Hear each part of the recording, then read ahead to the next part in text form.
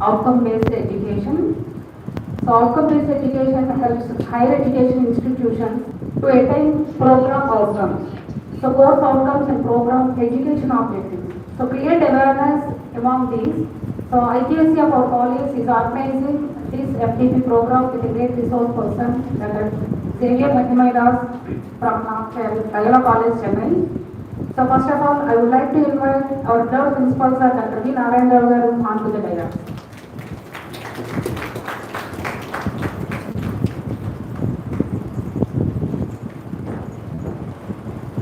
Thank you, sir. Now I invite today's.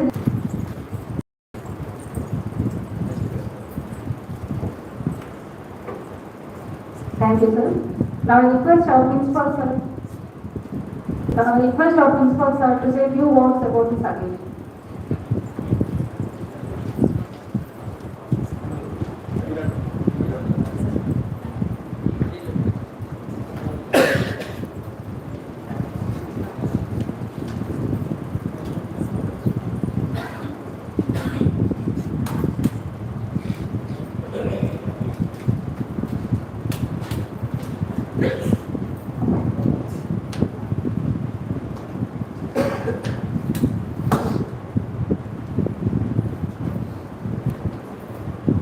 Good morning, everybody, my dear friends.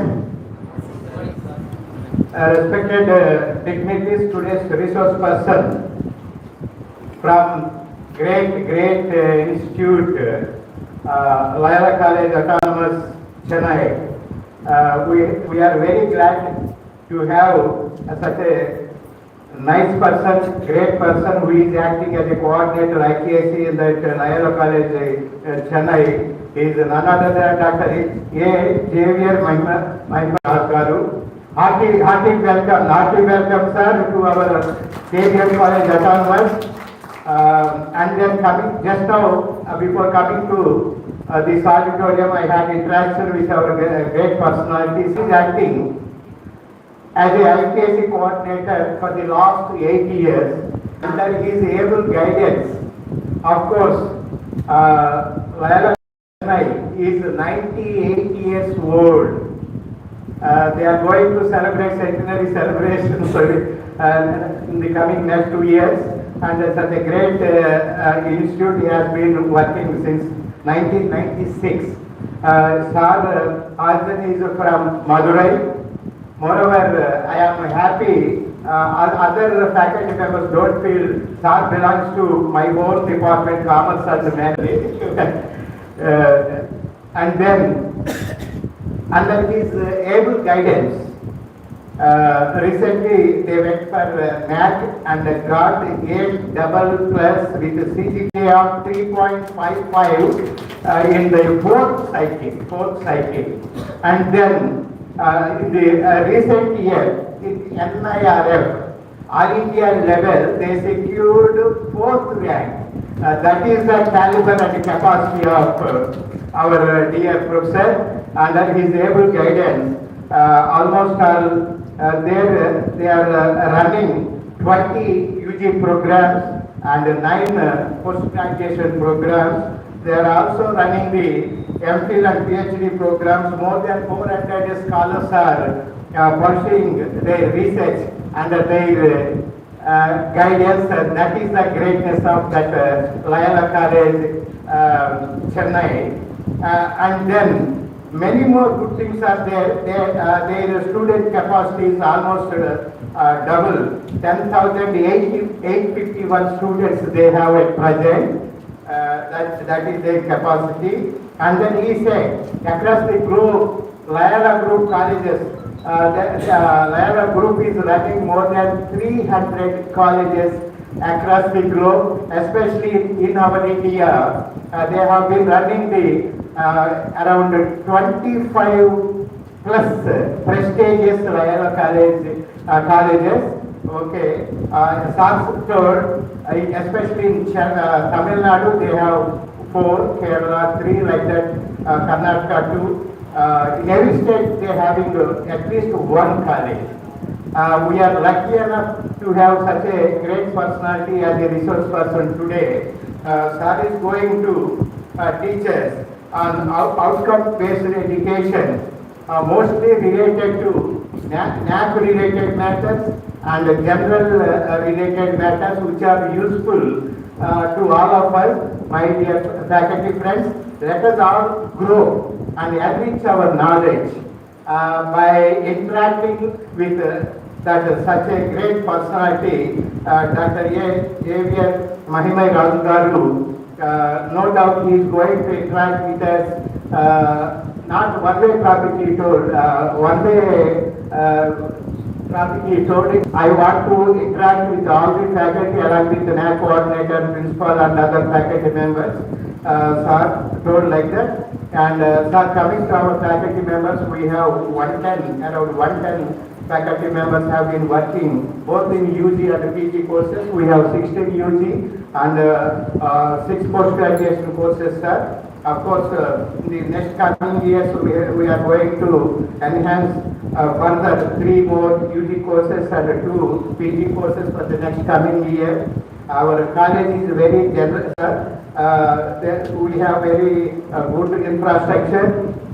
Year 2019 we went for the NAC, sir. Then we got A grade, just missed A plus with 3.11 CGPA. Research side only we are lagging behind, sir. That is a setback what we have been experiencing in our college. In other things, all are very, very active, creative, very excellent faculty we have. Around 30 members are PhD holders and 50 members are MPhil holders. Net are qualified. 20 we have, sir, out of 110. Around 50%, almost 50% are in research activity. In that aspect, I congratulate all my faculty members who have been supporting for the good name and fame of our K.B.N. College Autonomous. And coming to our college, sir, we were ranked 92nd in NIRF, and then we have a CPA status from UGC, and in our Vishwa University area, with 6,000 plus student capacity, ours is the biggest college, sir, out of 168 colleges in our university area.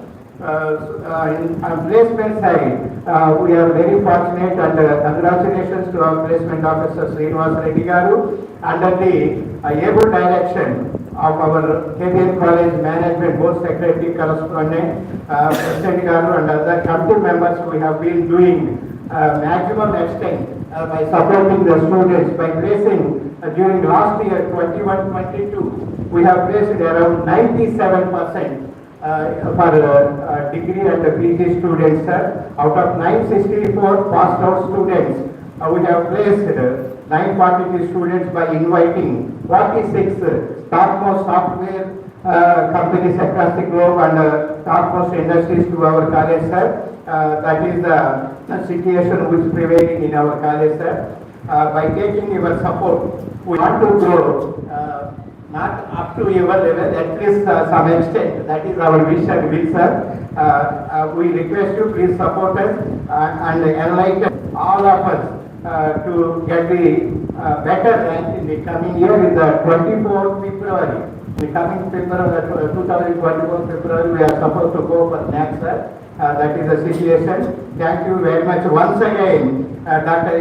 K.B.N. Mahimai Raju Garu, for coming over by taking lot of way from Chennai to Vijayawada. Recently, sir has visited STMS college also, his own college, Loyola College also, for this same purpose.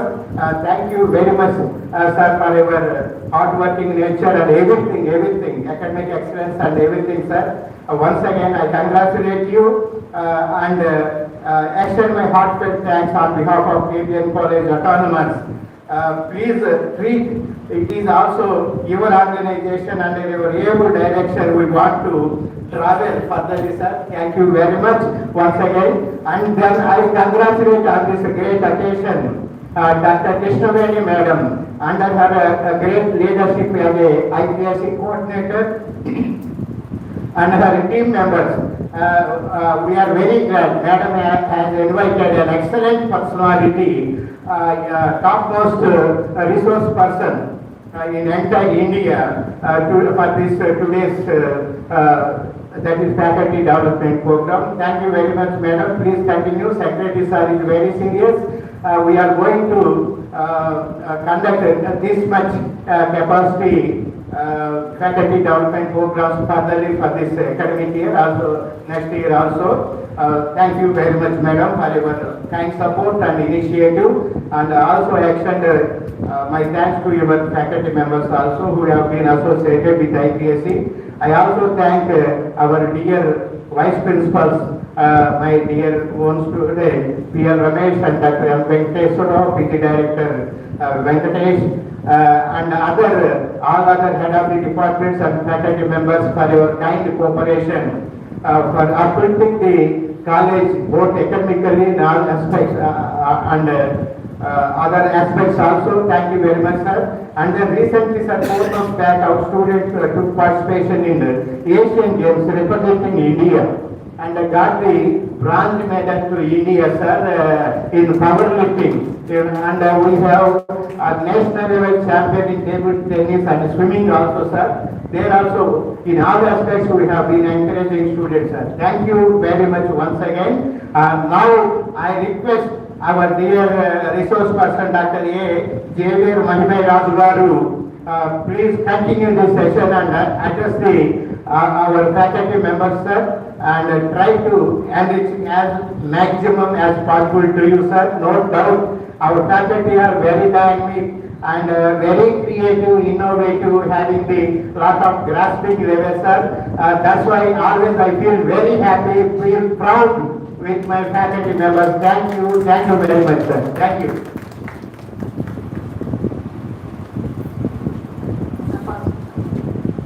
So I invite Vijay Bhaskar sir, Captain Vijay Bhaskar sir, to introduce today's resource person.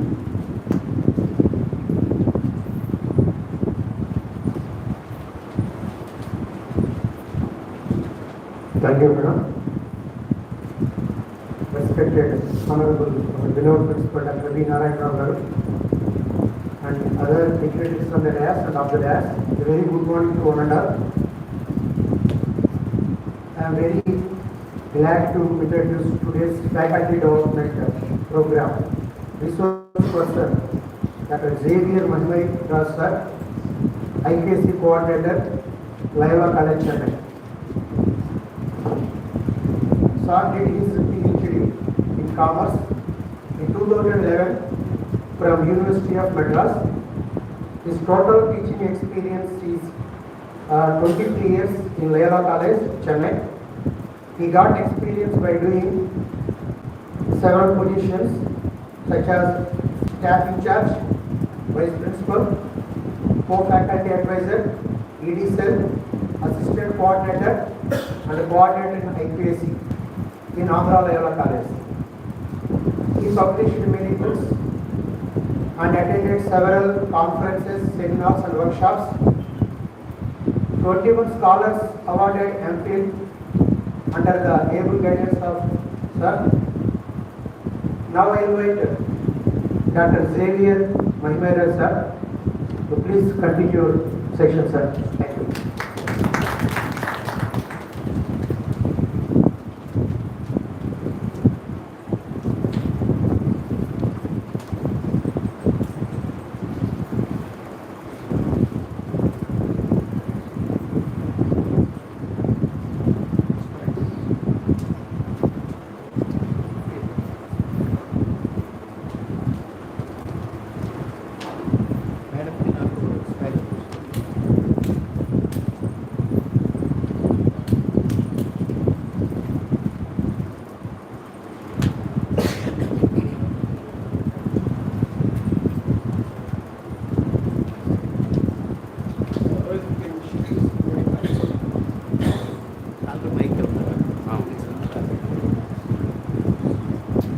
Sir, if you want to be there, call on mic. Oh, it's okay. I'll try it. Okay. It's coming in.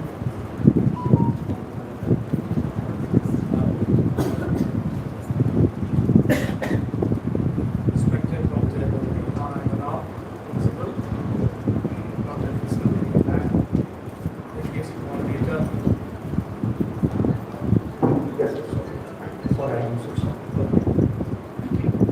respected Dr. K.B.N, now principal of the college, Dr. Krishna ma'am, IPS coordinator, vice principals, academic coordinators, and dear professors. Good morning to all. I am so elated and very much blessed enough to available here today morning to meet you all. I consider it as a very rare opportunity to meet kind of such motivated staff as the principal explained. Last week we had a meeting Andhra Pradesh State Council of Higher Education where I met and immediately no ma'am gave the invitation. Since this is a slight holidays time, our semester exam got over only yesterday and we are going to reopen our event semester from 7th.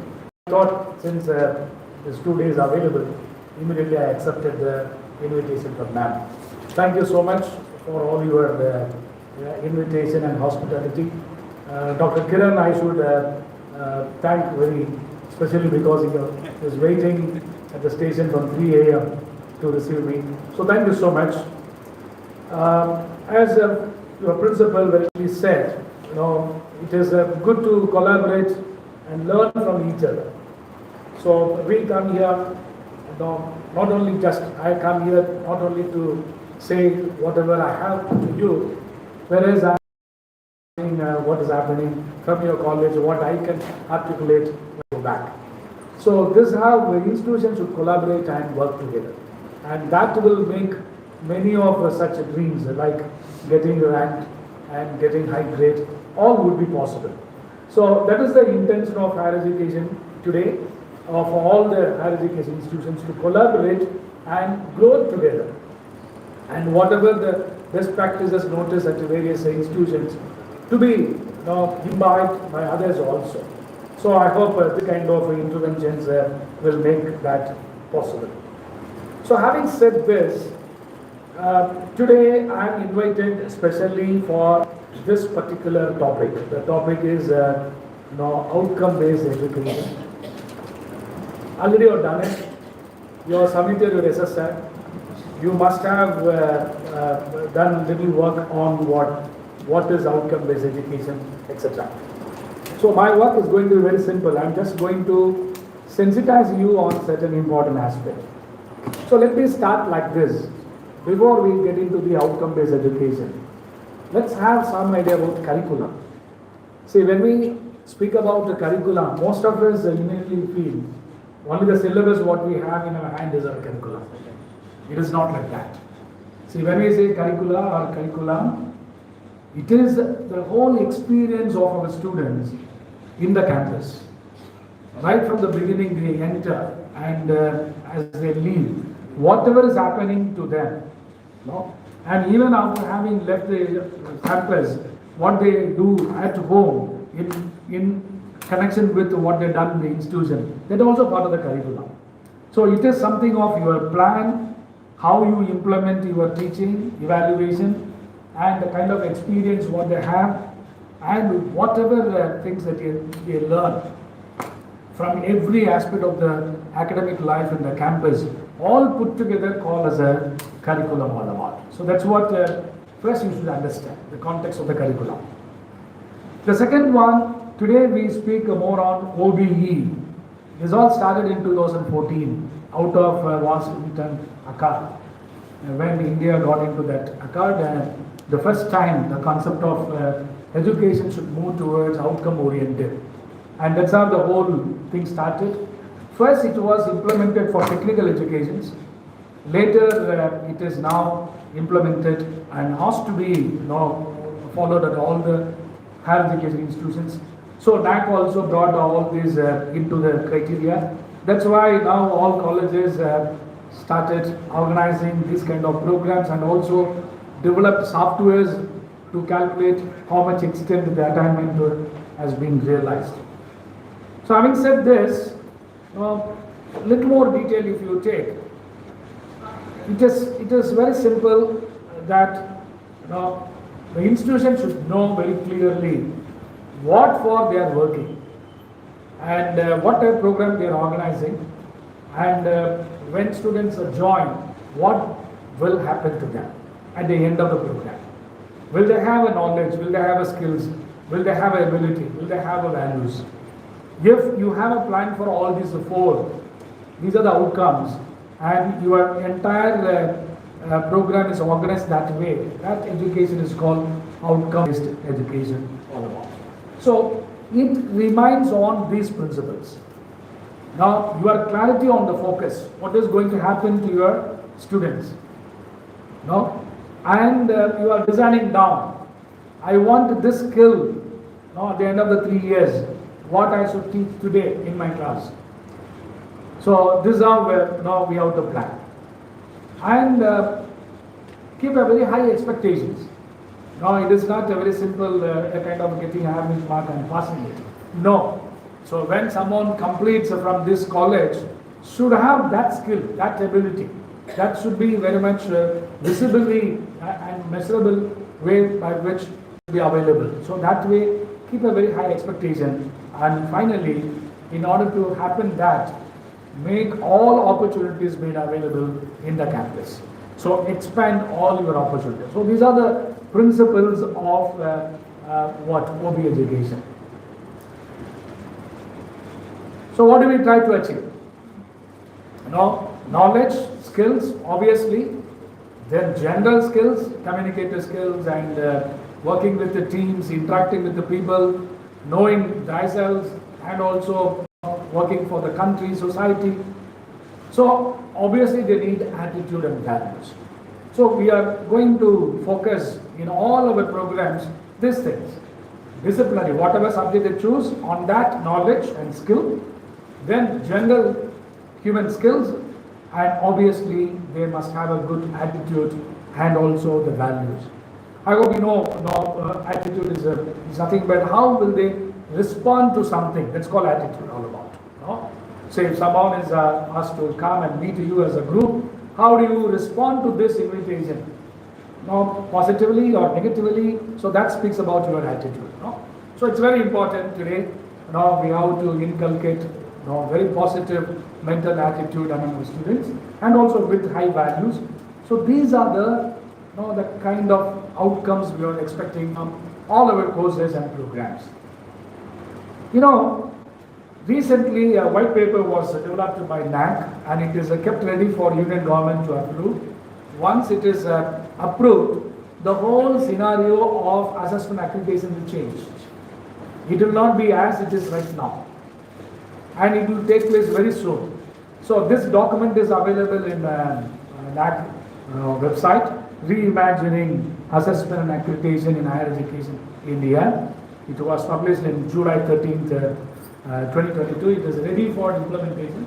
Only the nod from government is required.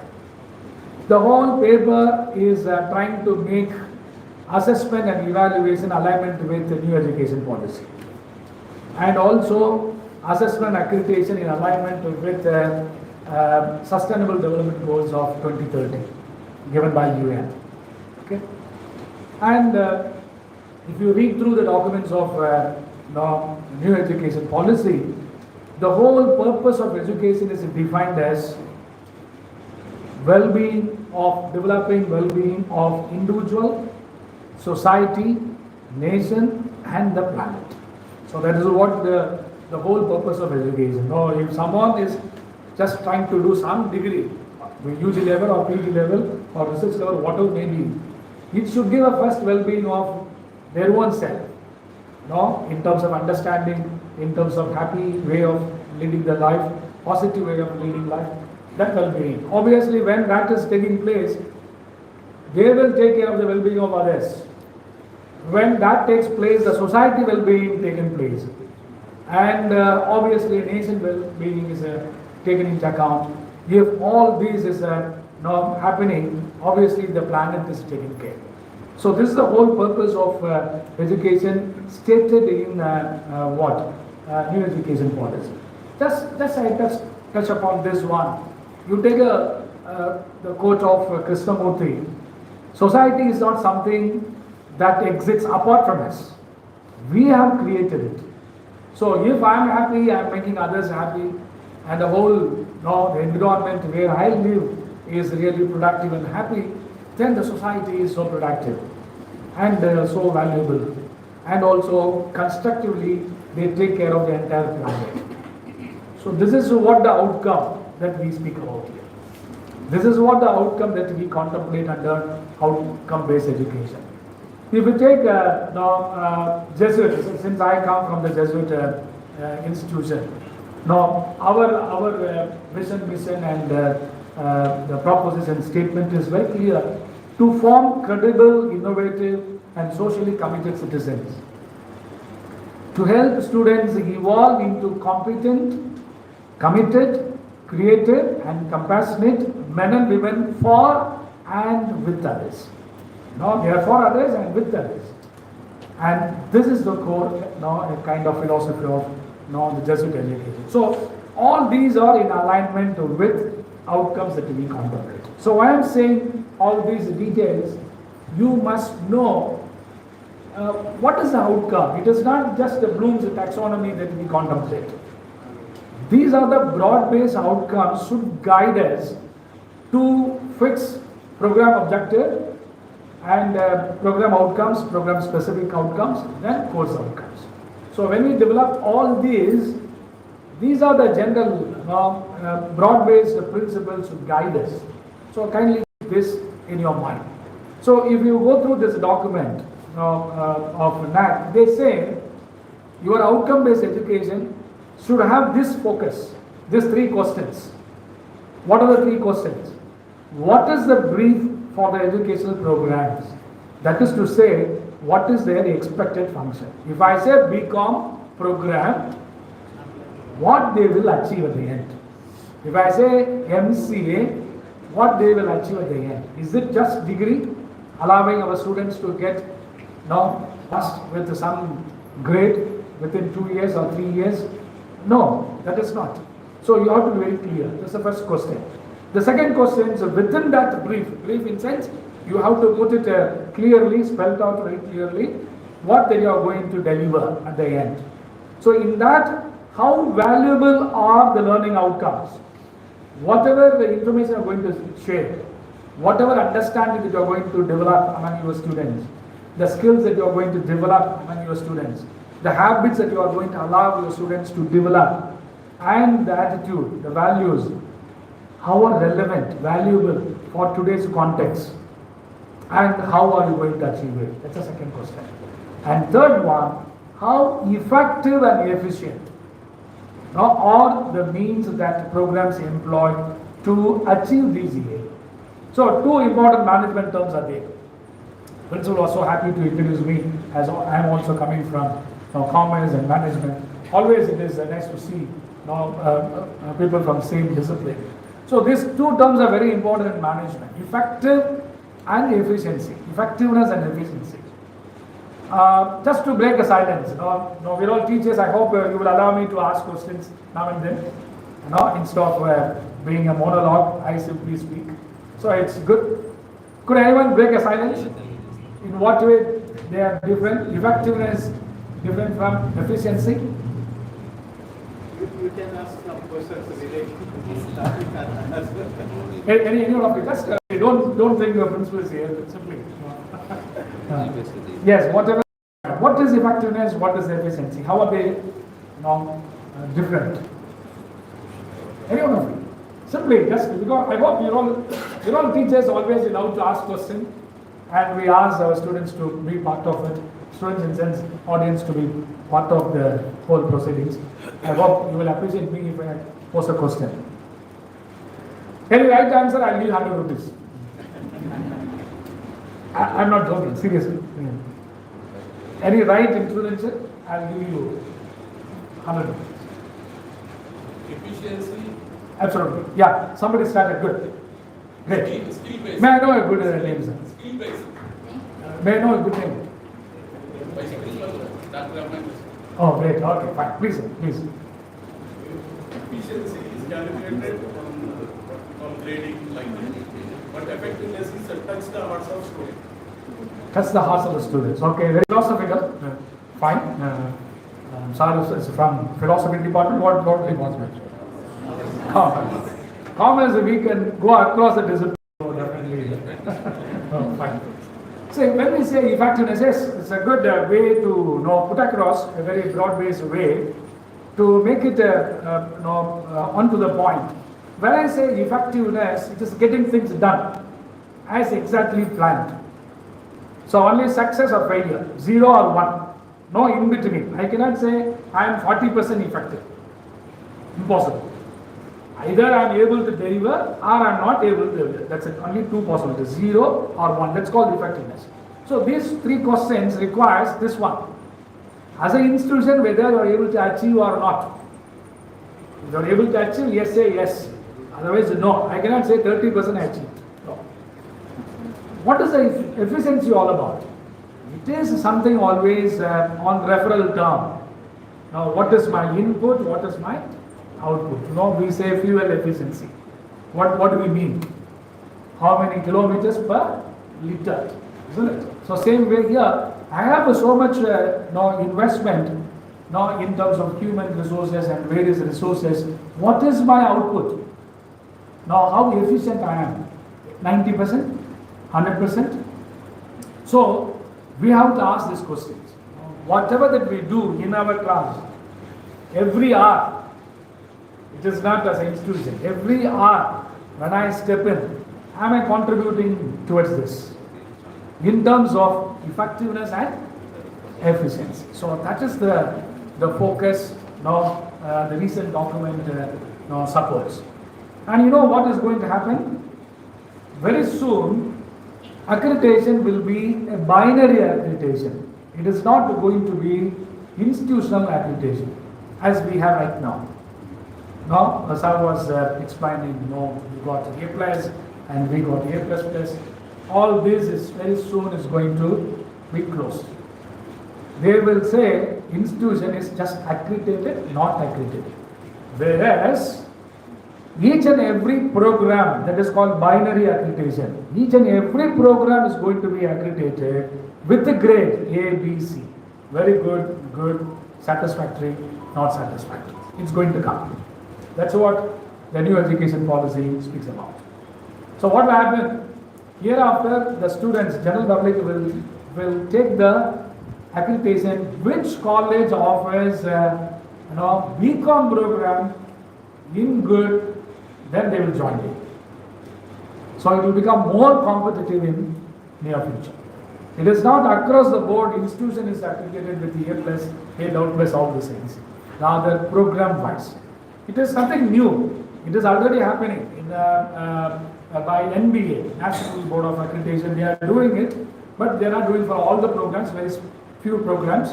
Whereas UGC has been suggesting this for long years. Now, new education policy emphasizes very soon, once the MAC is going to be replaced by National Accreditation Council, once that comes up, this will be implemented. So this is a very important thing that you have to understand. So in this, why I'm explaining this? Because these changes you must know, and have your OB-based curriculum in tune with these changes, so that you are ready for it. Of taking the old thing and doing it, just what is required at the present and accordingly plan for it. That's why purposely I'm spending some time on that. Okay, having said this is what going to be the new system. Hereafter they will not ask us to submit data. Rather, online real-time data will be taken to assess the institute, and learning outcomes will be the major criterion. So that's a catch here.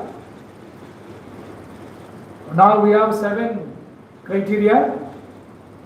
This also is going to be changed very soon. It will be like this.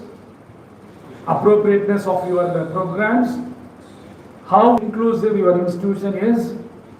Now, is the institution promoting autonomy, accountability, integrity, effectiveness, vibrancy, how vibrant you are in bringing changes into your programs and courses, feasibility, and what is your commitment towards sustainable development goals at local level and global level. So these are the things going to be the parameters, and the entire parameters revolving around outcomes.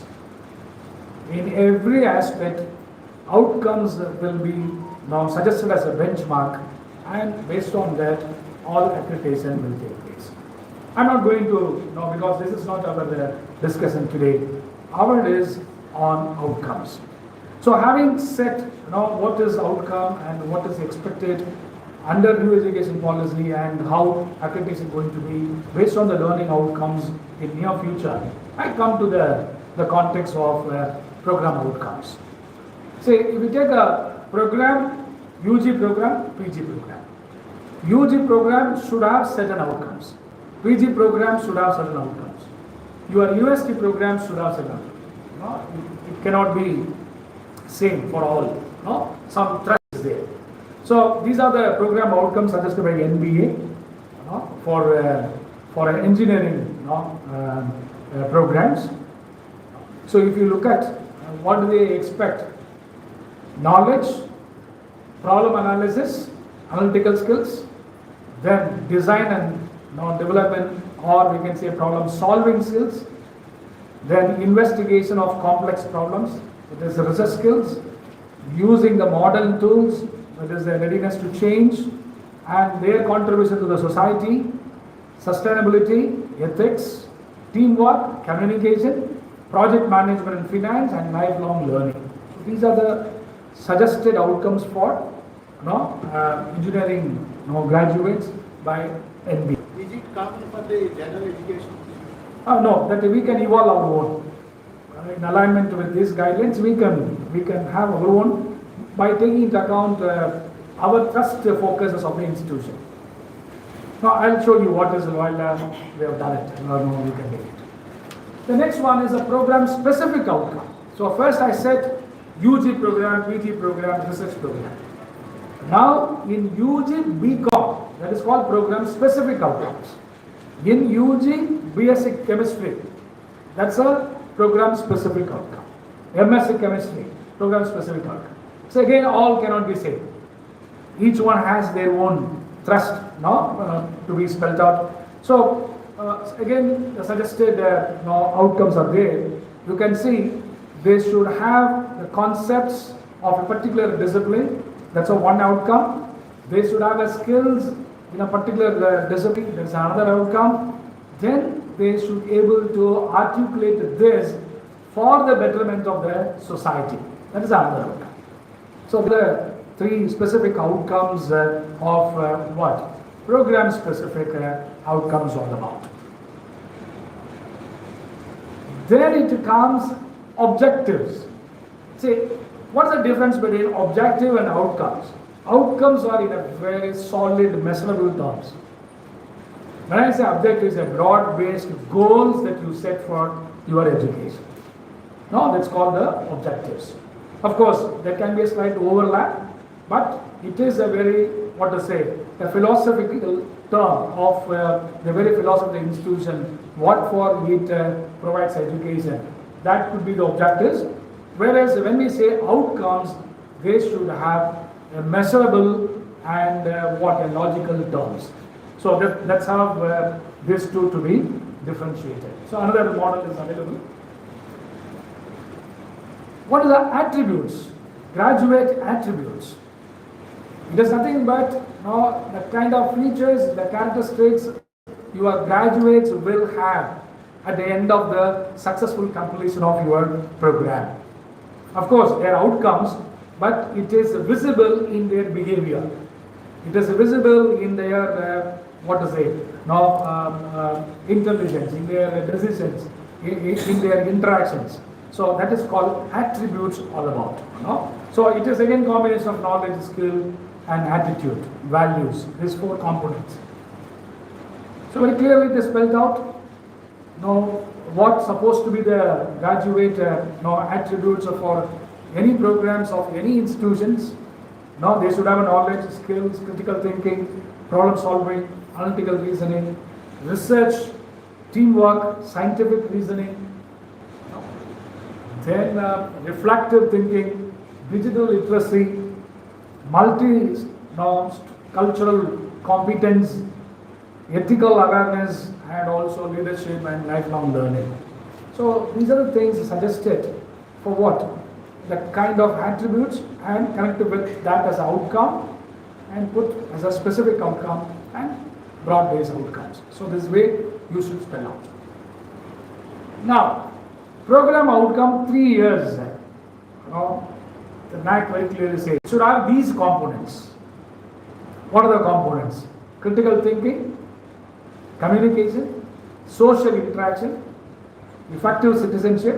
Again the value is international perspective. It is not local awareness alone. International perspective they should have ethics, environment sustainability, self-directed lifelong learning. So our syllabus, our pedagogy, our assessment, our extension, whatever we do inside the campus should have all these focus. Students should have that experience.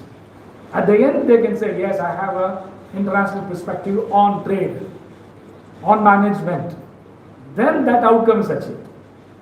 Even after a successful completion of MBA, if they say, now what is the new international entrepreneurship, then it is not, the outcome is not achieved. So in every aspect there must be a kind of attributes found in graduates, then we can say the outcome is achieved. How to write? How to write this program outcomes, specific outcomes and course outcomes. So here, let's course outcomes. Then we'll go on to the remaining. Specific, then program. Okay, we'll go from bottom to top. For course outcomes, we have a Bloom's taxonomy. Absolutely, you must follow that. K1 to K6. Cognitive levels. Okay. See, education is meant for what? Development of cognitive, affective domain, heart, and skills. No, so this all three to be developed. So predominantly cognitive. No? So when you say cognitive, there are 6 levels. First one is remember, second one is understand, third one apply, fourth one analyze, fifth one to evaluate, and sixth one to create. K1 to K6. K1, K2, K3 is the lower order, K4, K5, K6 is the higher order. So your course should have all these focus. If I have 5 units, now there must be a possibility for developing content, teaching methodology, assessment in all these 5 cognitive levels. Okay, starting from making your students to remember what they read, understand what they have assimilated, then they should be able to apply, they should be able to compare and contrast, so evaluate, and finally they can come out something on their work. For example, if as a commerce, I can give example from commerce, if I am teaching entrepreneurship, at the end of the program, students should be able to write business plan, create. If I am teaching an accounting paper, students should be able to prepare the financial statements and analyzing the financial statements to interpret various performances and come out with the solutions. What should be done? Create. So if I set a paper on management accounting, a question, I will not simply asking what is that. No. No, there are questions of what and there are questions to explain. There are questions to solve. There are questions to interpret. There are questions to provide comments, create. So now if I do all this, if I have to do all this, then my syllabus, my course content, what I deliver in my class every hour, what type of question paper I set for internal and external, how I am evaluating, all should have alignment. Only then this will happen. Otherwise it will remain on paper. Maybe we can write some write-up and give to NAC for getting some mark, but nothing will happen. No? This was the reality. No? This is the reality in most of the colleges. Everyone is claiming outcome-based education. If you ask, where is the attainment report? How did you calculate your attainment? They may not know. Technically, no, we are not so informed on those things. So I am just throwing some idea on that.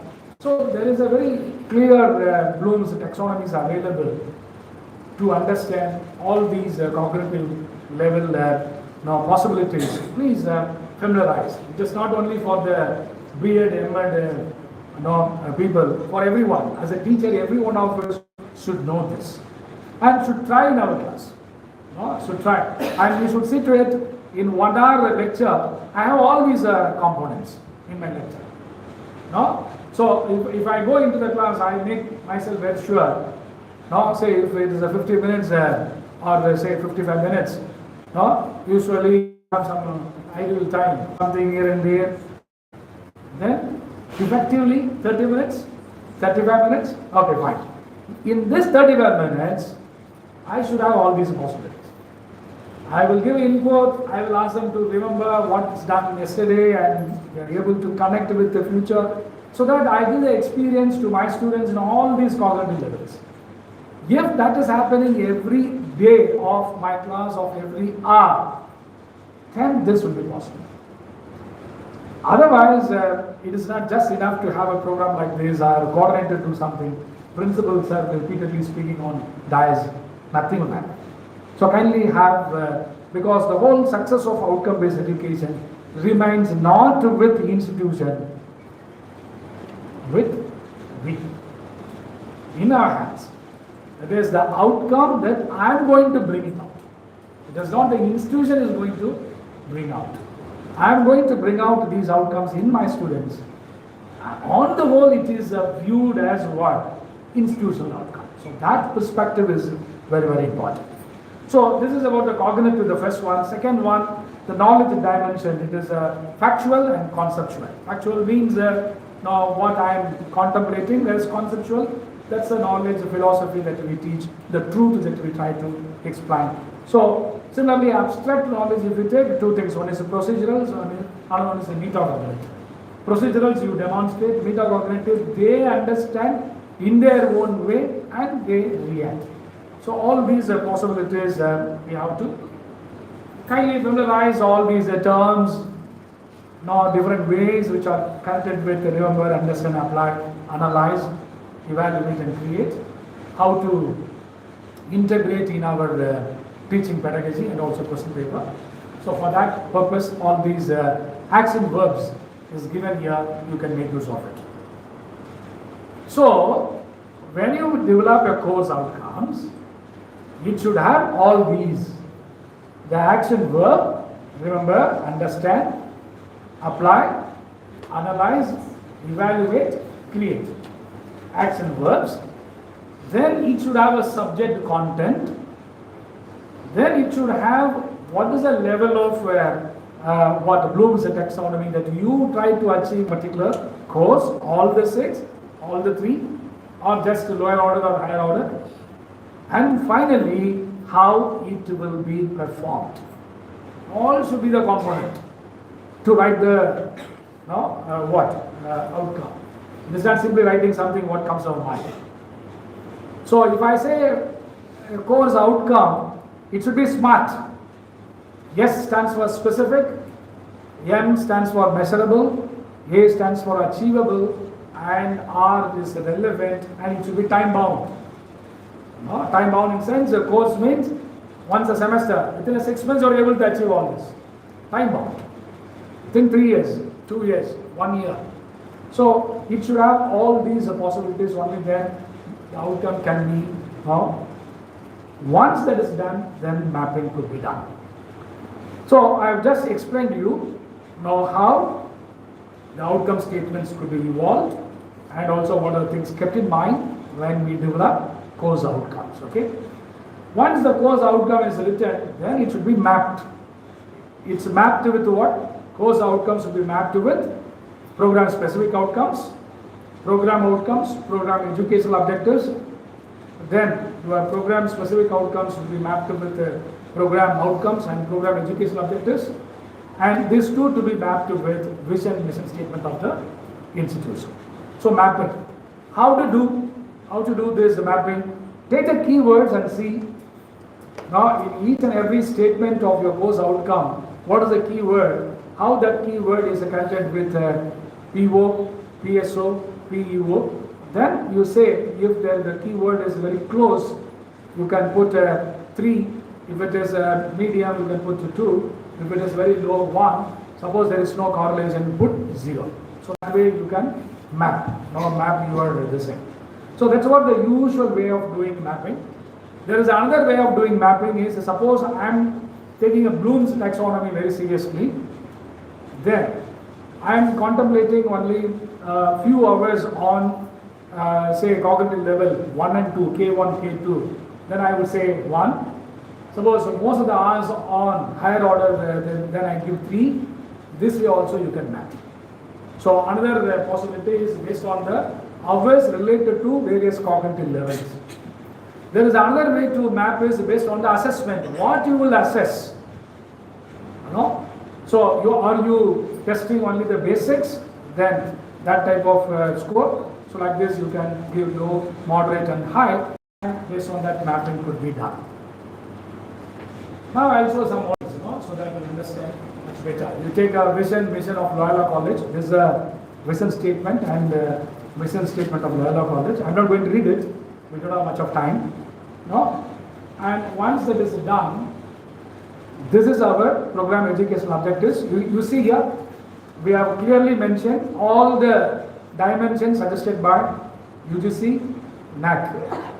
Global relevant curricula, competency development, skill development, social skill development, that is ethics, and environment sustainability. Then we should give the fire to our students to pursue lifelong learning. All those components you can see as educational objectives. Okay?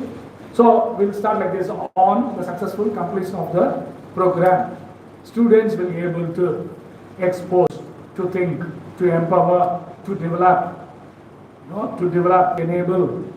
These are the action verbs. You can see. These are the action verbs in alignment with what? Bloom's taxonomy connected with various cognitive levels. So this is how it should be developed. Once that is done, the mapping is done. You see how the mapping is done? Each PEO statement compared with the vision mission statement, if the correlation is very close, then 3 highest value is given. If it is moderate, 2 is given. If something is low, then 1 is given. So in our case, now we found most of it very close and moderate, so only 3, 2 is found.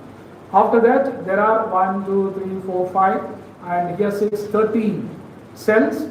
Out of the 30 cells, how many 3s are there, how many 2s are there, that's a percentage, 70% and 30%.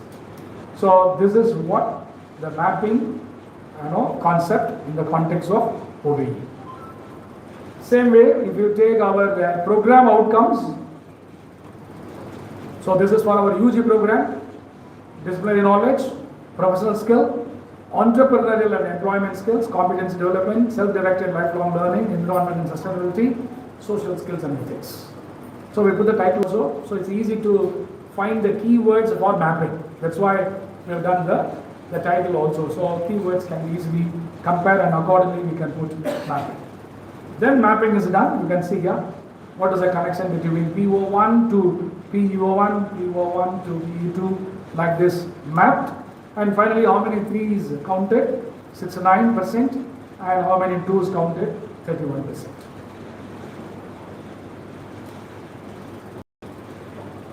So next one, program specific outcomes. This is related to our commerce program. You can just I read out. Upon successful completion of BCom program, students will be able to understand the various concepts related to discipline of commerce. Then to develop broad-based business skills, positive attitude and knowledge to meet the expectation of business, industry, economy at national and global level. To demonstrate the capacity to apply statutory regulations that govern business. To identify business opportunities for entrepreneurship scale. To create and manage innovations and entrepreneurs. To adapt to a rapidly changing environment with a learned knowledge and skills. To pursue a professional career and or furthering higher education in the specific area of specialization. Lifelong learning, continue. And the last one becomes, yes. So this is our one of my paper I used to teach now regularly, advanced corporate accounting. So I developed course outcomes for advanced corporate accounting. So here very important thing that you have to keep in mind is cognitive levels and also your course outcome level CO1, CO2, CO3, CO4, CO5 should go hand in hand. Then your entire syllabus should have all the cognitive level possibilities. When should have all the cognitive level possibilities. When students able to pass the entire paper, then all the course outcomes able to pass the entire paper, then all the course outcomes and cognitive levels achieved. So some colleges, what they by mistake what they do, they link K1 only with CO1, K2 with only CO2. It is course outcome 2. It should not be done like that. In every unit, there must be a possibility of what? Achieving all the levels of cognitive, no? And that helps you to achieve all the course outcomes. So that way you have to develop. So this is what that we have done. You can see the understand K1, K2 level is there. Remember, understand K1, K2 level. And K3 is apply. You can see the very statement starts with apply. K4 is analyze, you can see, and the next one is evaluate, judge, it comes, and finally create, design. So these are the action verbs used to spell out cognitive levels. Okay. This is another example for social entrepreneurs in the paper. This also I teach, so just that's why I just put it here. Now once it is done, this understanding, this rubric is very, very important. CO1 deals with K1, K2 cognitive levels. CO2, K3, K4, K5. But what it means, all CO and CL attainment together helps you to achieve the overall course outcome of a particular paper. So this is what you have to understand from the perspective. You can see attainment 1 K2 level from all the units of syllabus ensures attainment of CO1. All units of the syllabus. K3 level from all the units of the syllabus assures CO2 level. So this is how you should achieve that. Only then, what is possible? Setting will be possible across the syllabus with the thrust of what? All cognitive levels and all the course outcomes. Otherwise, there won't be equitable distribution. That's the reason why you should think about this. Then the CO is mapped with, for each and every course, for every paper, you must have course outcomes. That should be mapped with your specific outcomes. Then what? Program outcomes, educational objectives. So that's the way it should be done. So this is what I have done. For the paper, what I have been explaining so far. Then it is mapped with the PO, mapped with the program educational objectives. So if you do like this, then you have something ready for implementation. All these are planning. You must have your syllabus, you must have your course outcomes that are already mapped with the cognitive levels, then mapped with the program specific outcomes, program outcomes, educational objectives, vision and mission statement of the college. All this done now. Now the second one is, with this I should implement in my class. Then I should see the outcomes happening. Then that data should be collated to calculate what?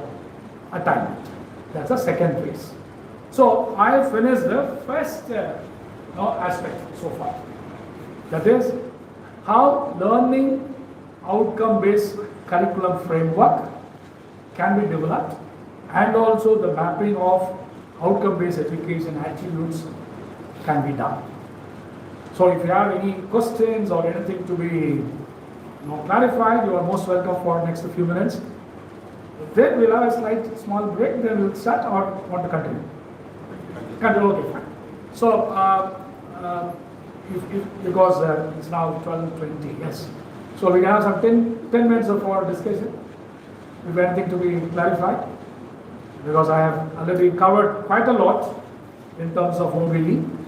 Suppose any specific aspects that already you have developed, you have some doubt, or already you have seen some models which is different from what I am presenting from my experience, from my college.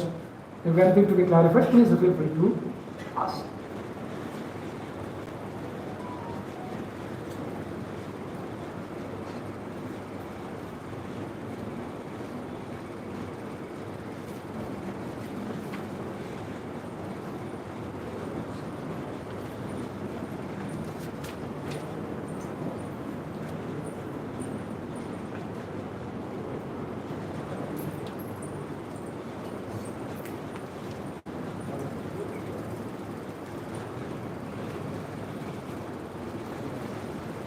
Yes, great.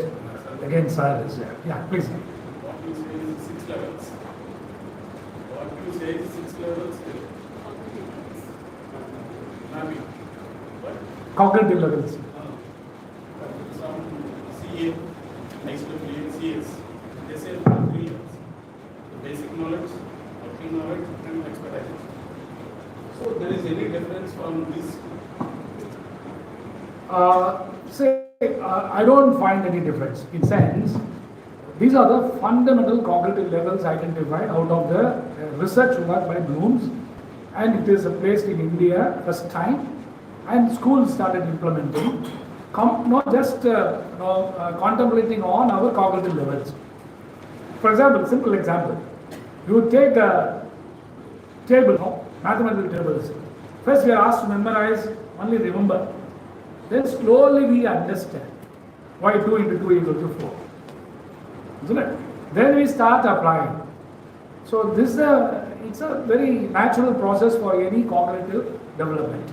But once it happens up to level of creative level, then you, as you said, basic skill and moderate and expert level will become possible. Yes, sir. So that is why in all the levels, whether it's a medical or engineering, or you would say any accounting professional, whatever may be the level of programs, these are the lower order and higher order skills required in terms of cognitive level. But professional body says like 3 levels. The CA, IWCS. Yes. But they have to be, their model is like that. That's what, sir. See, if you take all these 3 levels, Yes. first fundamental levels you take. Basic. Yeah, Basic knowledge. Yeah, that's Working what knowledge. they contemplate on understanding and application level. Next level. Evaluation and what we call, Absolutely. creative. Yeah, that's what. And once you become an expert, you simply interpret and you suggest. That's a creative. That's Thank you, sir. Thank extreme you. level.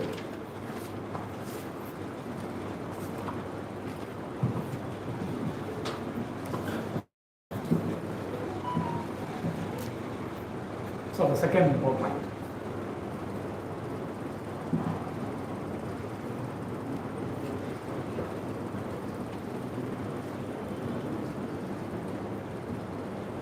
Yes, OB assessment, evaluation and attainment. That's it, only one. Such a very silent and obedient faculty members I see. Now, I tell you our experience in Loyola, we have 368 staff, both aided and self-financing, around 146 are aided, all remaining are self-financing. When we have such a large halls we have, when we have the moment any discussion open, it's very difficult to stop it. Very difficult to stop. Just one person will start. After that, there will be questions simply pouring, and organizers will have a tough time to stop. Then they'll keep on saying, okay, this is the last question. This is the last question. Could you please get clarified during the break, during the lunch? All this we used to say. Now, but here you are also, hesitant. It's okay, fine, nothing wrong. But please encourage participation wherever you go, in your class also. Now that's very, very important. It is not just speaking, because our receptive level is very short. Now it is very difficult to sustain it at a stretch, not more than 4 to 5 minutes. After that, it's a big challenge. And our students now, it is very challenging, not more than 3 minutes. After that, they will think, they are attending. Okay. You speak something, no, I am busy with something else. So this is what the reality. So what we should do, we have to implement. Pose a question, go with some quiz, and suddenly you bring some information. Connect it with the reality, connect it with what's happening in the world. Then they are kept as a captive audience throughout 40 minutes, 40 minutes. Then they will remember. They will, okay, fine. So many things are said, something like that. So these are the small things that we should try. Okay, fine. So let me now continue. The next important aspect is this one. See, although I started with a caution and also a kind of emphasize that OBE doesn't stop with IQAC level or the principal office level, asking you to attend a program and write a statement, put it together and leave it in the file. No. We have to do it in our classroom. So please, now today if at all one takeaway from this faculty development program, I would say as a teacher, you should decide tomorrow's class, OBE is followed. Then this will become successful. Otherwise it won't be. So let me start with the constructive alignment. So this is developed by Professor John Briggs in 1999. Very interesting document available. What is constructive alignment all about? He's the guy who developed. I must know my learning outcomes. In tune with the learning outcomes, I should develop content, and that I should deliver with appropriate pedagogy in my classroom. Based on that, I should assess my student and evaluate, so that I come to know whether the learning outcomes happened or not. This alignment is very important. Okay. So now, before I continue the second point. So this is another chart you can see. What is the learning outcome? What are the learning activities you will plan? It's called pedagogy. Then what is the assessment? So that you will come to know whether you are able to achieve the set learning outcomes for the course. Now the question is, what is the difference between assessment and evaluation? We have continuous internal assessment and semester evaluation. We don't call continuous internal evaluation. We don't call semester assessment. We say continuous assessment, summative evaluation. What is the difference?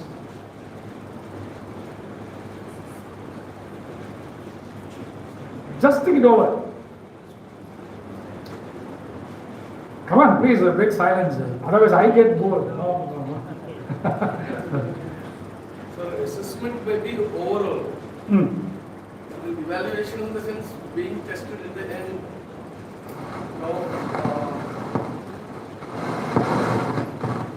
To my perspective, what I feel is assessment in the sense overall. Overall in the sense, since he, as you mentioned, since he entered into the institution and till he gets his degree. Evaluation? Evaluation in the sense assessing him in particular areas of his interests. Okay. Something related, but little more. Can anyone throw some light? Assessment and evaluation. It's very important because that will make a lot of difference. What you are doing and what I am doing, and what we are supposed to do. Yes. Yeah, please.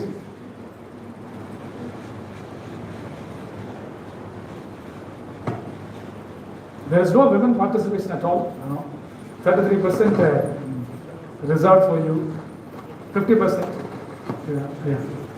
Good afternoon, sir. Yes. assessment will be done at a particular point of time, whereas evaluation will be done after the completion of particular activity, whether we have done it in the right way or not. Correct. Okay. So I think that's Yes, fine. Absolutely. Yeah. Correct. What you said is absolutely correct. Little more. You just think about your internal question paper, you call it as assessment, what you try to do, and you take your summative exam question paper, you are calling it as an evaluation, what you are doing. See the difference. Study the progress of the student in assessment. Now, Progress of the student in assessment. okay. Progression of the student is assessment. What is the evaluation? And the students, Correct. What you are saying absolutely correct. Evaluation. But out of 2 only I can give 1 mark.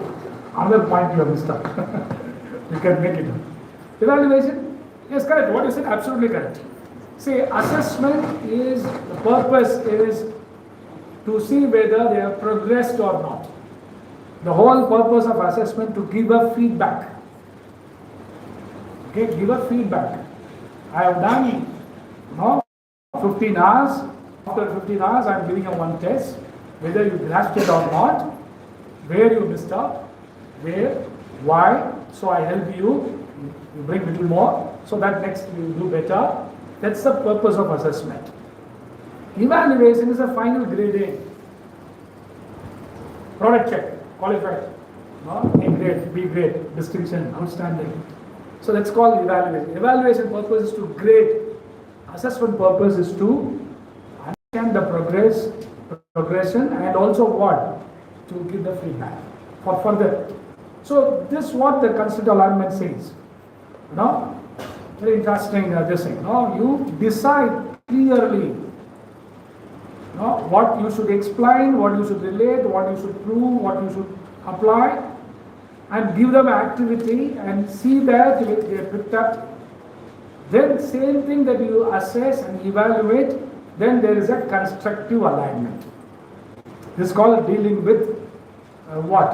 A kind of the whole format. But what we do, we have a content, we speak something and something is asked, there is no connect at all. That's called dealing with the test. Very stereotype questions asked and something our students writing. So this is unaligned type of it.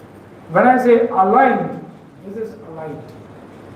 I have a very clear content that I deliver, that I assess and evaluate, then outcome is achieved. So this model is very, very important. Now, if you want to really apply and see your institution has impact of OBE, this model is very, very important. So what is needed? What you want the students to be able to do after the course, you must know very clearly as a course outcome. Write that intended learning outcomes in the course base. They are called course outcomes. Then in the course base, choose the exam form, the best measure the intended learning outcomes. So you must know what are the questions to be asked as assessment and evaluation. Then based on that, develop your teaching materials, go with that and experiment that activity and allow your students to have that experience. Then finally, test and say whether the learning outcomes achieved or not. So this is the flowchart. Honestly, how many of you could say, yes, I'm doing all this. Even in my case, I have my own doubt in terms of whether I'm exactly doing this.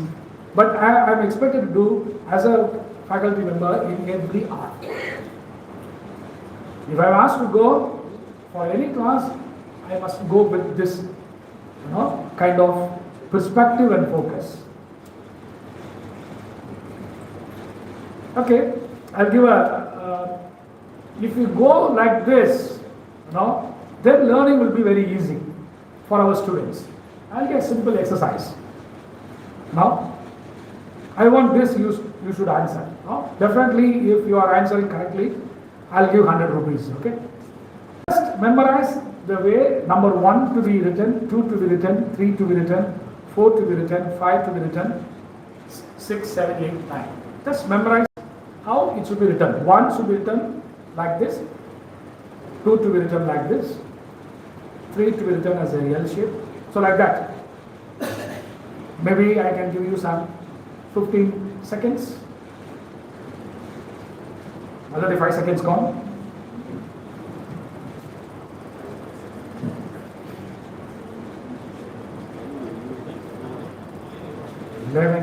Don't copy. I'm saying there, people are copying. No. Just look at, memorize, I said. I never said write down. Okay. Can you write these numbers with appropriate symbols? Having seen the symbols, can you write this number with that particular symbol? 18725. If you are complete, you please bring to me. Take a piece of paper and do it. You are given a folder and notepad. Please make use of it.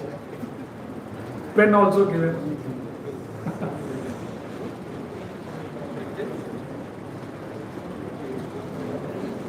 100 rupees.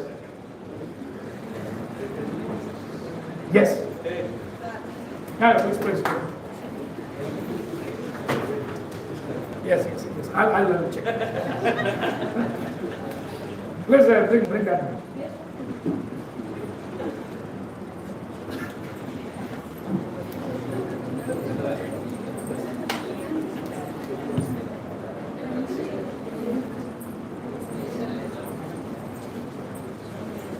Only 2?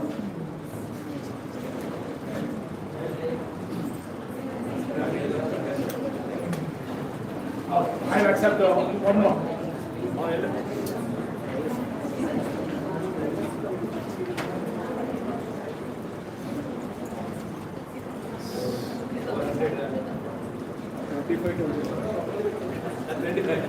Okay, fine, good.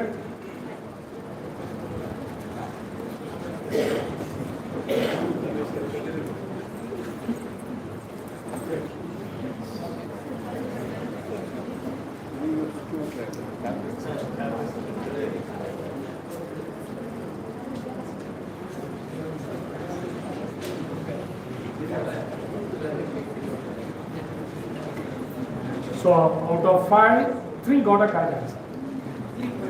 Okay, you can give a clap. But always who wins, one who comes first. Isn't it? Yeah. So who came first? No. This side.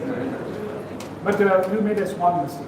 In one of 7 you have drawn wrong. No? So kindly distribute this. So ma'am, congratulations. You are not second, this one. Yes, please. And I should pay 100 rupees also. Ma'am, please come. No, it's okay. No, please come. See, these are the small intakes. They should follow.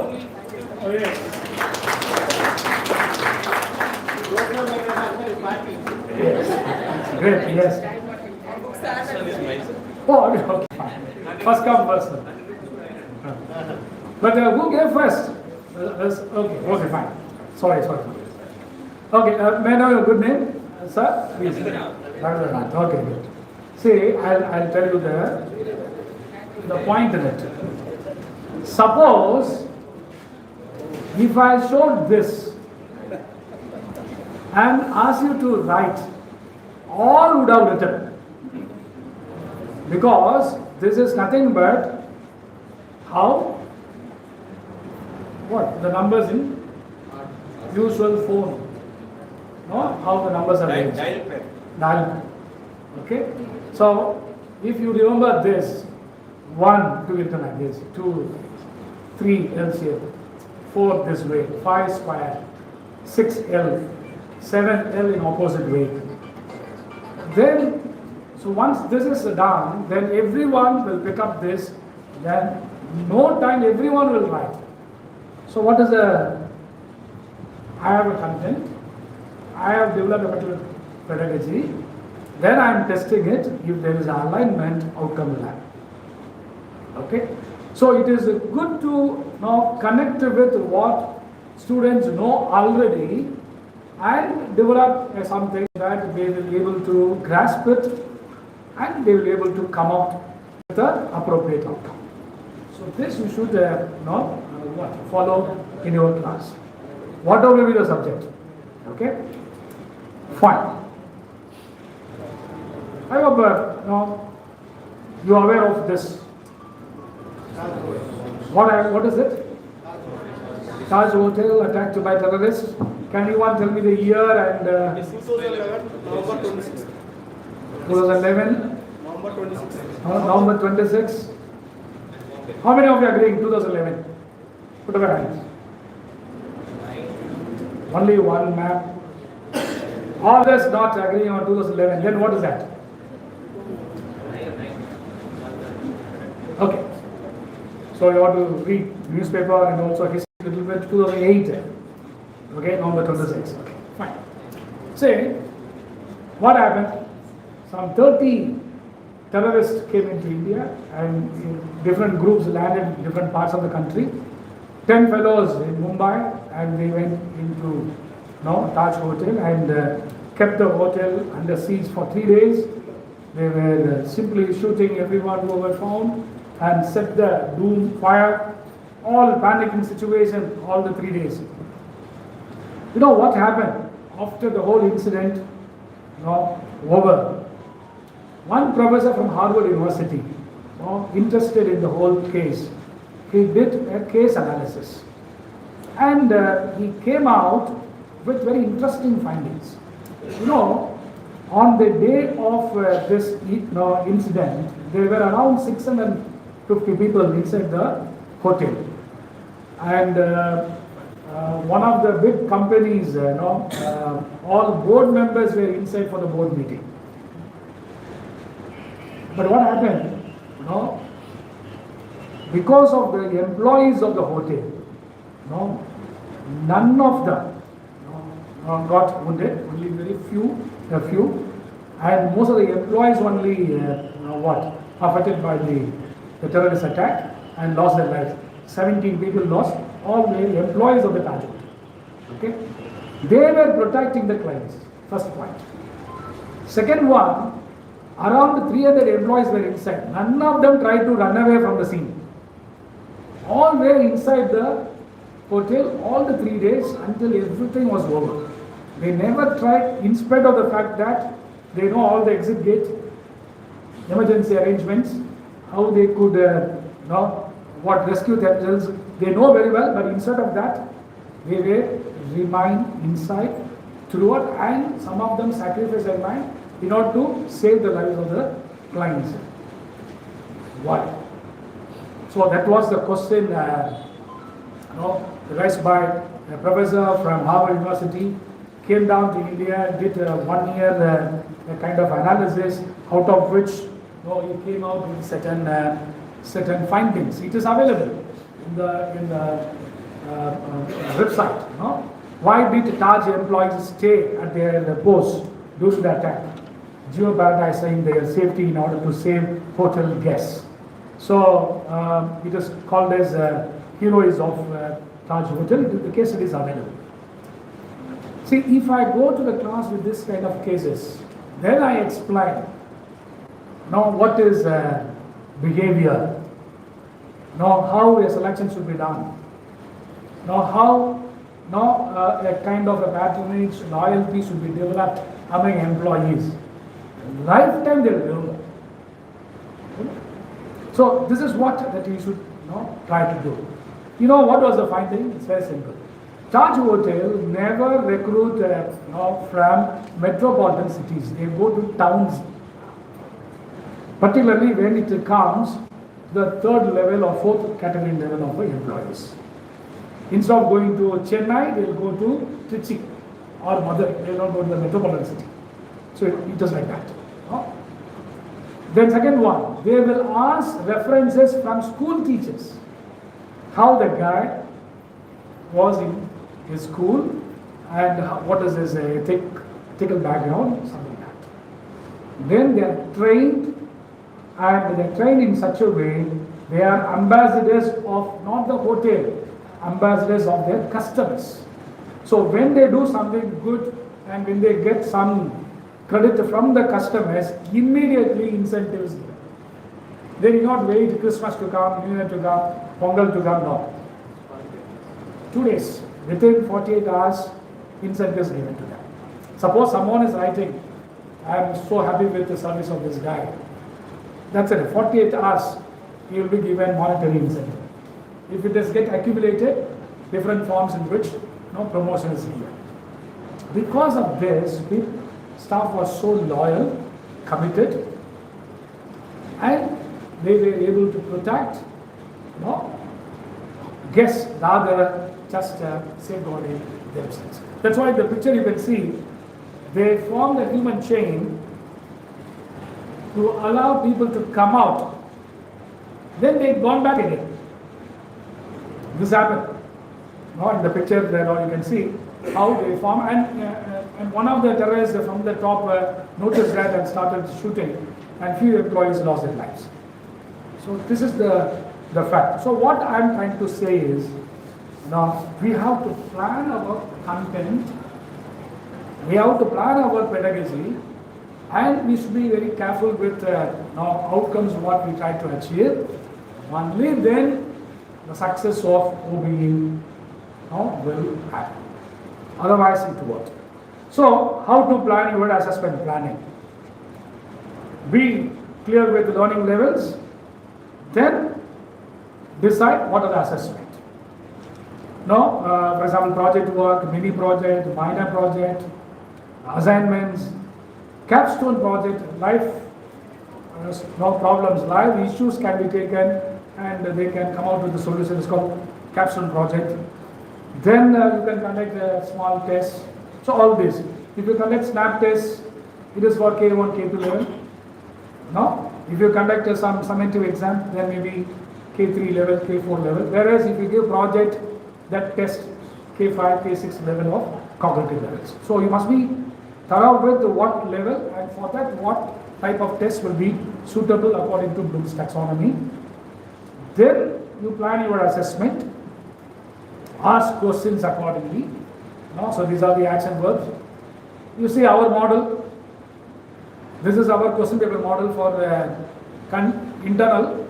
We have 30 marks. Okay. So we ask 6 questions, all the 6 questions to be answered, all K1, K2 level, 3 K1 level, 3 K2 level.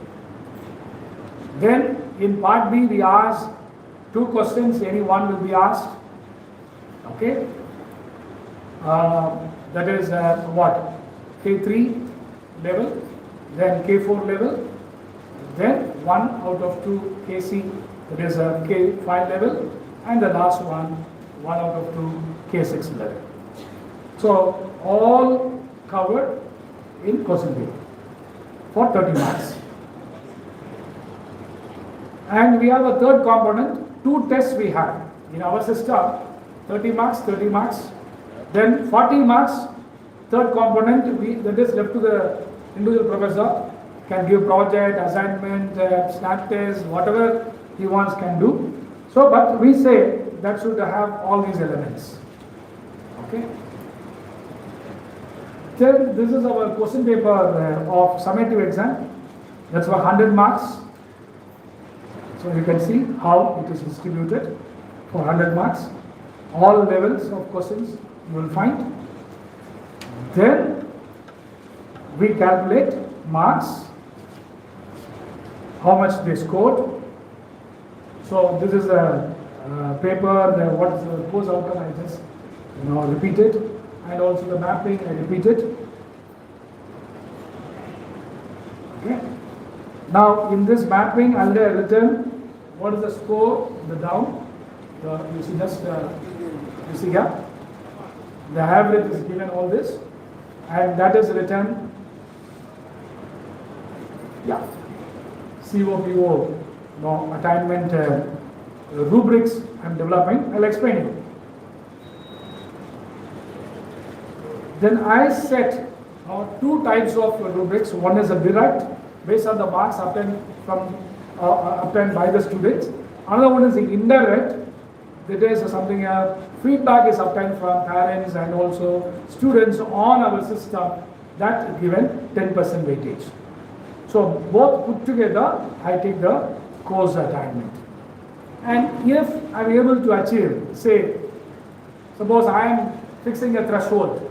Now from my course 70%, something achieved, I will say 3 is the maximum mark, maximum attainment level. If something say 70 to 50, less than 50, I put the mark. So like that I will develop the level of attainment. Then I will take the marks based on each and every question related to CO1, CO2, CO3, how much they got in internal as well as external. Then you all just enter in Excel sheet with the kind of formula, it will do everything. No, we need not just, we should enter it, that's it. Okay? So after entering all the marks, I have taken 15 students, out of 15 students, how much they got for the CO1. For entire continuous assessment and semester together 200, and it is converted into 100 that side. So out of 21 marks in CO1 type of questions, this first guy got 18.5, second got 20, like that I got the scores.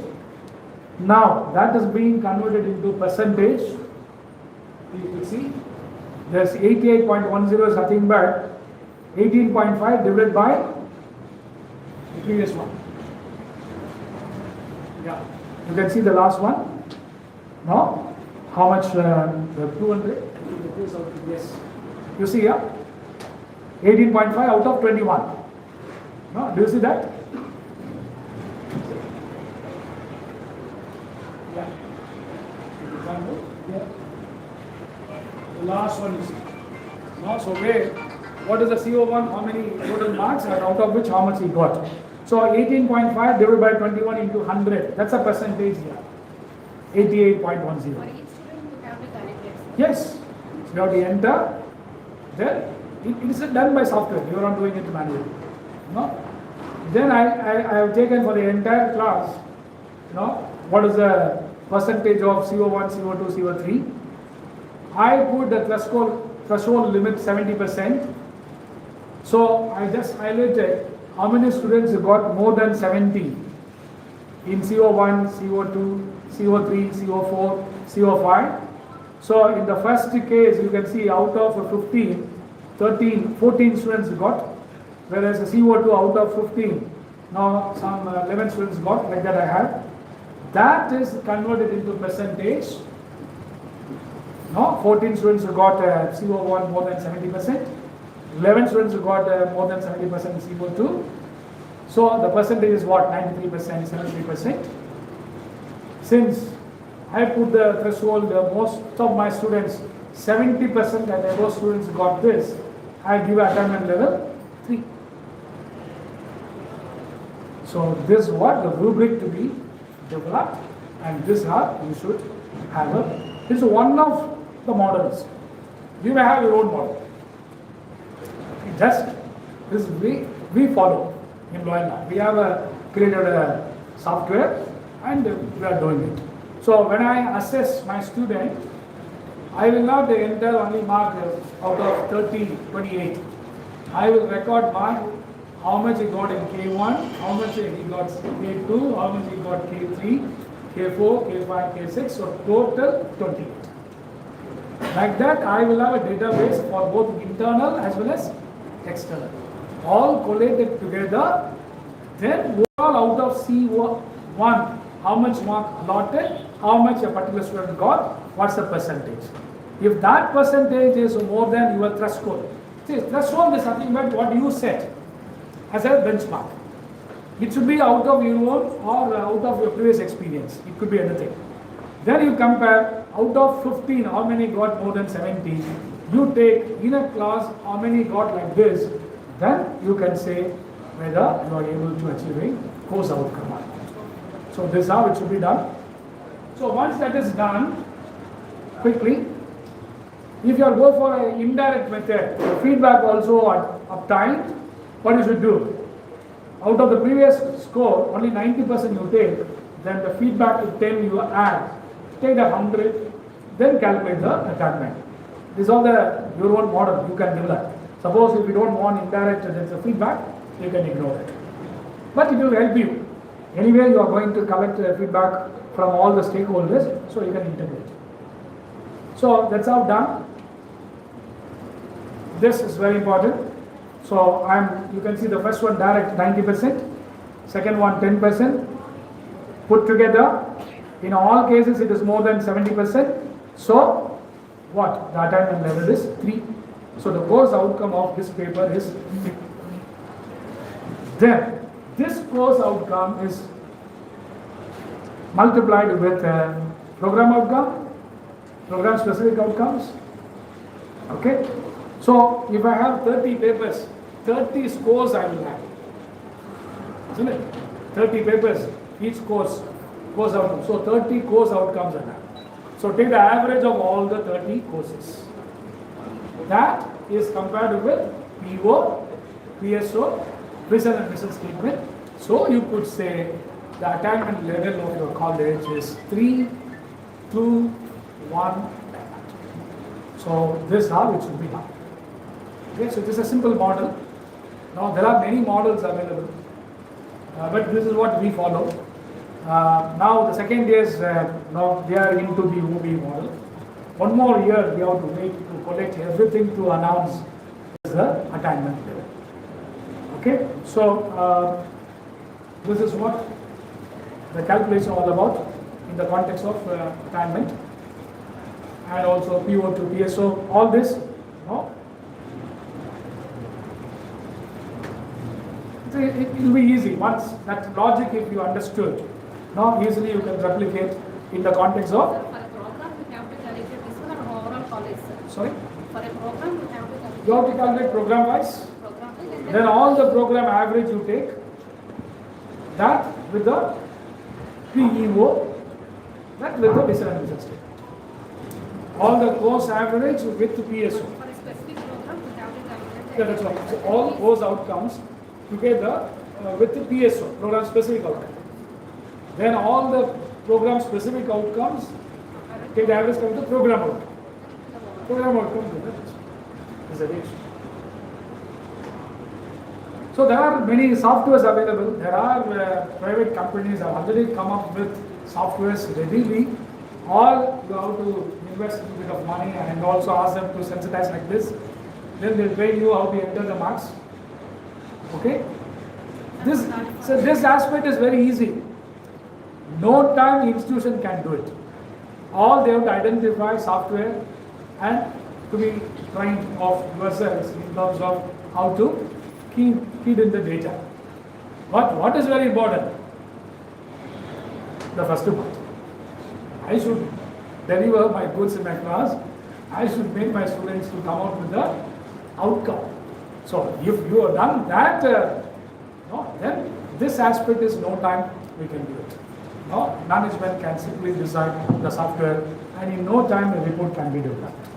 There are many such supporters available. You can explore the possibility.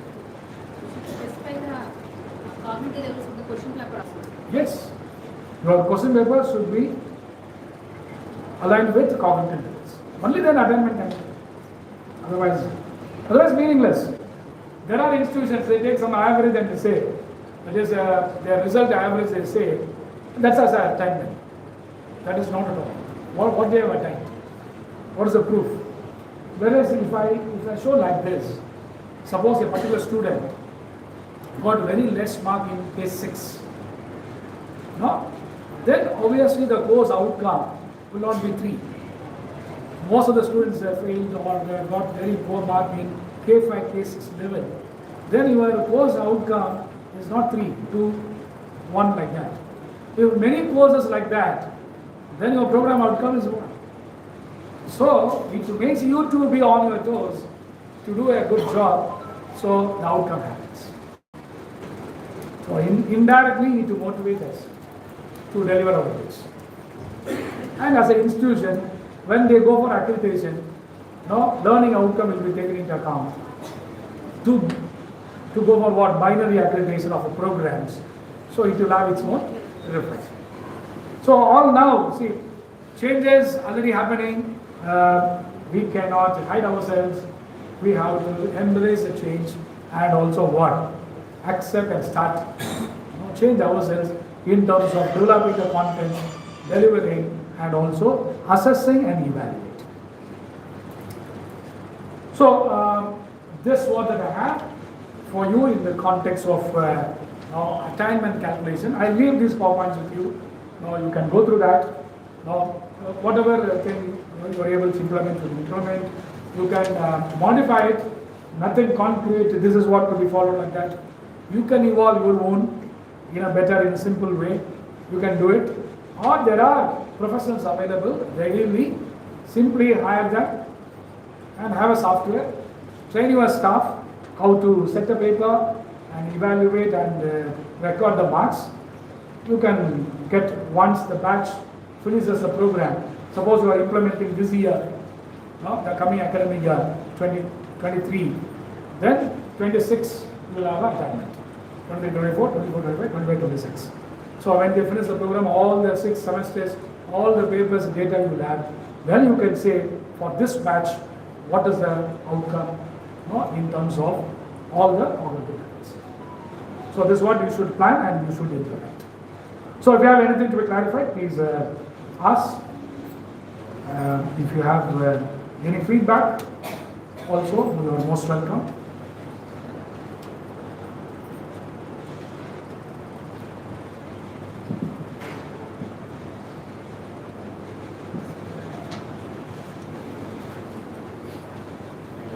See, there are many videos. Personally, I am suggesting.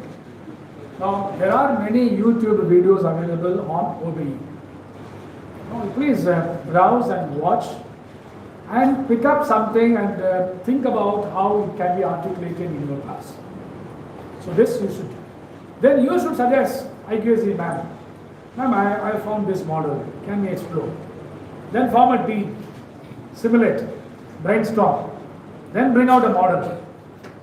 See what we've done, our own. We haven't asked anyone. We had a team, we deliberated a lot, and finally we developed a model. And we trained a few staff. They trained their staff in the department. Now it is going on. So this is a methodology you should follow, so that easily you can develop a system and implement a system. It is not such easy just to introduce something. Even now, I am cursing when I value a paper. Now I have to value so many questions, so many marks. Then I have to enter each and everything. I have 76 students in my class. For 70 students, I have to enter K6 level for all the questions. Definitely taxing a little bit. But we cannot simply, for the sake of our pressure, no to the system that is being imposed by our education system. So we have to be part of it. Anything to be clarified? You are most welcome.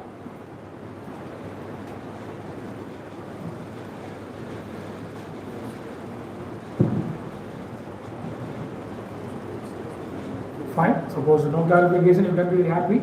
I concluded my session. Thank you so much for this opportunity. And just it so happened that the holidays time, so I was able to make it immediately. Thank you so much, ma'am and sir, for your invitation and this wonderful opportunity. Thank you all for your patient listening. Thank you.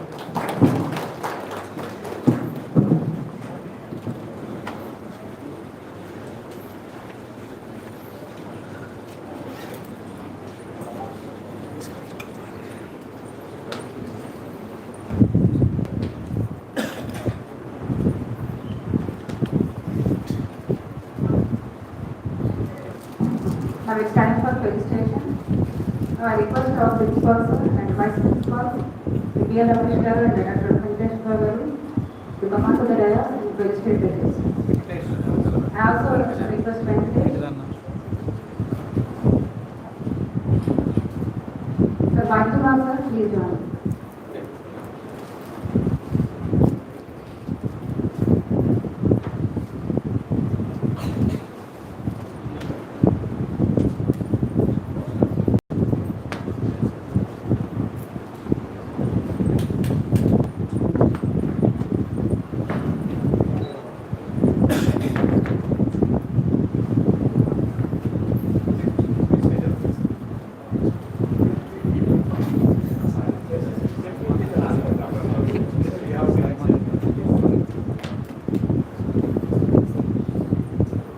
Now we are going to respect our dear resource person. Please respect.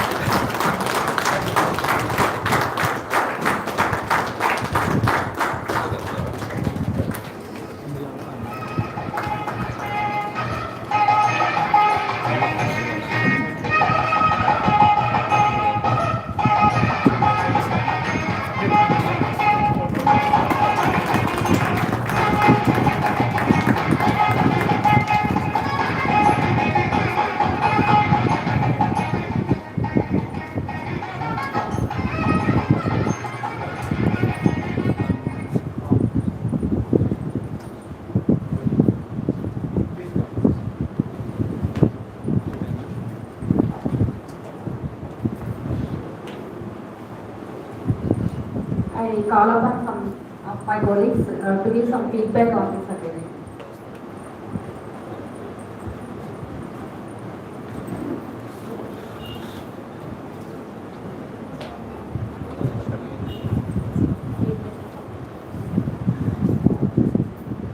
Now I invite Shamim madam to propose for her vote of thanks on this occasion.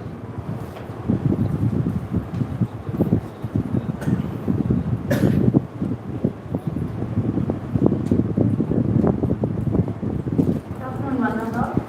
First and foremost, I would like to thank the resource person, Dr. Xavier Manmaraj, IKC coordinator, Loyola College, Chennai, for having come over here for this FDP to share his knowledge and experiences. I would also like to thank our principal, Dr. B. Nagendra for his support and encouragement. I would like to thank Vice Principal Sri P.R. Kamal sir and Dr. Alvia sir for their motivation.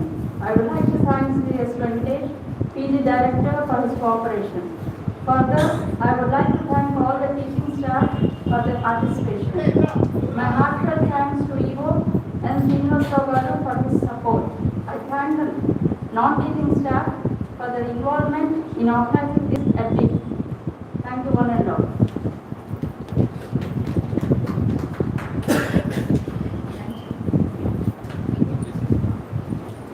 Yes, now I request all the faculty members to scan the QR code and submit their feedback and then proceed for lunch.